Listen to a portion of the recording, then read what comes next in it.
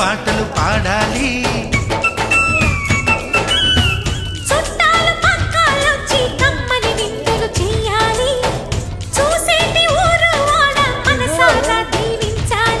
నలుగురు కలిసి చేతులు కలిపి మన కలలన్నీ పండించాలి.